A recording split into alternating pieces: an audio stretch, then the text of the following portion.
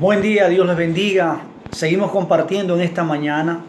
Quiero compartir en el libro de Daniel capítulo 11, verso 32, y voy a leer una versión que se asemeja al original.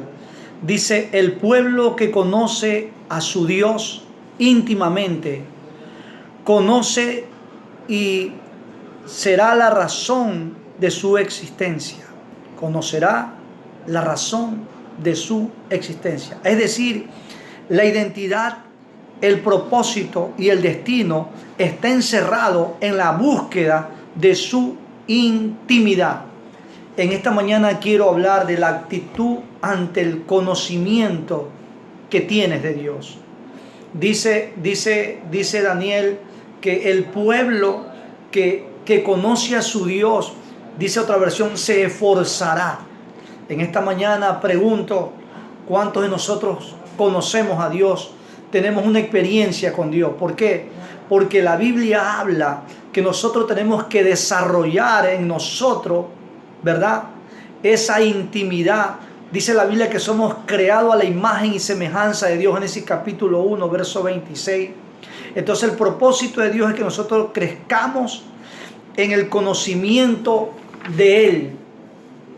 Dice Efesios 1:17, dice que Pablo oraba para que ellos tengan un espíritu de sabiduría y de revelación.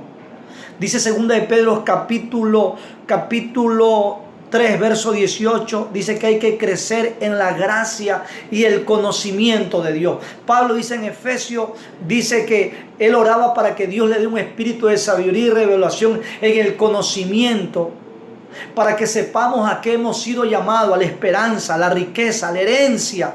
Recuerda que la mayor riqueza está en tu corazón. La mayor riqueza está en el conocimiento de la palabra. Por eso Pablo decía en Filipenses: cuántas cosas para mí eran ganancia, hoy la tengo como pérdida por el amor y la excelencia del conocimiento de Dios. Dice que él las cosas que daba las dejaba atrás y que las tenía muchas veces por basura, para ganar la excelencia del conocimiento. Pedro dice que tenemos que crecer en la gracia y el conocimiento de Dios. La característica, la naturaleza de Dios está en nuestro ADN. Segunda de Pedro capítulo 1, verso 3 dice: como todas las cosas que pertenecen a la vida y a la piedad nos han sido dadas mediante el poder del conocimiento, para que lleguemos a ser partícipe de la naturaleza divina. Tu ADN, mi ADN está en el Espíritu. Tenemos a Cristo en nuestro corazón, tenemos el Espíritu Santo.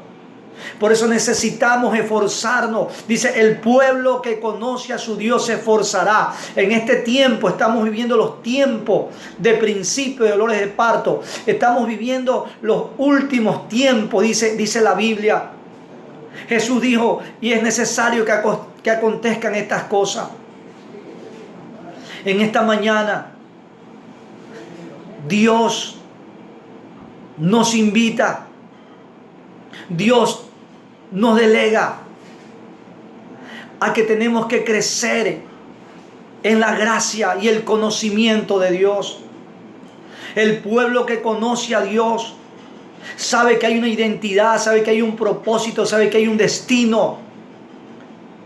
Por eso es importante que tú y yo aprendamos a crecer, y este es el tiempo de crecimiento.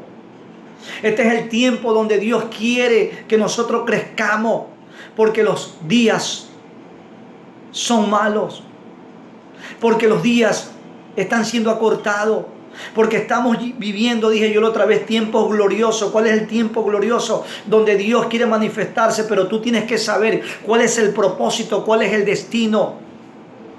Recuerda, en esta mañana, tú tienes que saber la riqueza y la herencia. Tú tienes que saber a qué has sido llamado. Tú y yo tenemos que desarrollar intimidad con Dios. Hemos sido creados a la imagen y semejanza de Dios. Hemos sido creados para crecer espiritualmente. Hemos tenido un propósito, una voluntad, un destino. Recuerda, Pablo también decía: no conforméis a este siglo. Romanos capítulo 12, verso 2. sino que renovaos en el entendimiento para que comprobéis, para que tú aprendas, para que tú sepas cuál es la voluntad de Dios, buena, agradable y perfecta. La voluntad de Dios es buena, es agradable y es perfecta. Recuerda las palabras de Jesús en Getsemaní, que no se haga mi voluntad sino la tuya. En esta mañana, que tú y yo podamos crecer en gracia. Dios te bendiga.